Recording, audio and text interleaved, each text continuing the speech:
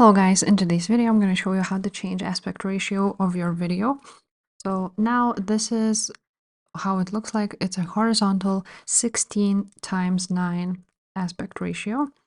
Now you need to be on the edit button here at the bottom, and now you have to open up the media pool and click on the timeline option. Now right click it, timelines and timeline settings, click on it. Now this is the timeline resolution 1920 1080, which is 16:9.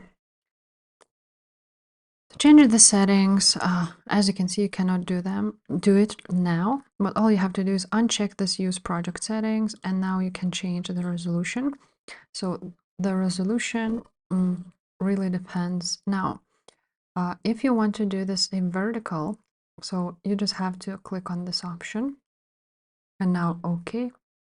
And now as you can see, your video is vertical. Now if you uncheck this, it will again go back to the horizontal option. But you can also change and make it to the square, for example, which is the same size on both sides, and that's how you can play with it.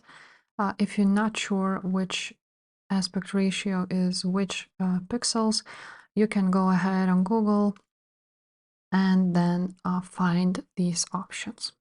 So yeah guys, that's basically it. That's how you change your aspect ratio on DaVinci Resolve.